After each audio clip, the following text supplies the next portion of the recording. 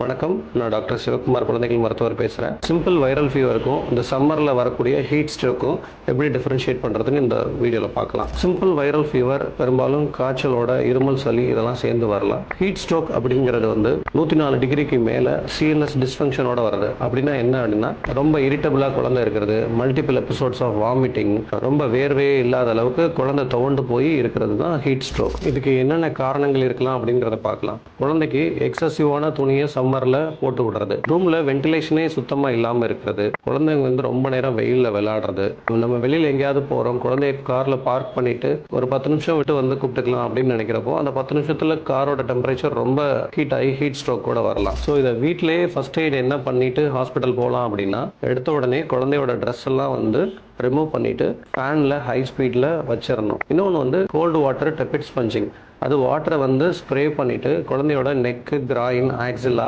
இந்த இடத்துல எல்லாம் டெபிட் ஸ்பஞ்சிங் பண்ணிவிட்டு எவ்வளோ சீக்கிரம் முடியுமோ அலட்சியப்படுத்தாமல் ஹாஸ்பிட்டல் ரீச் பண்ணுறது நல்லது. ஸோ இந்த ஹீட் ஸ்ட்ரோக் வராமல் எப்படி ப்ரிவென்ட் பண்ணுறது அப்படின்னு பார்க்கலாம். ஒன்று, இந்த சம்மரில் அதிகமான தண்ணி குடிக்க வைக்கிறது.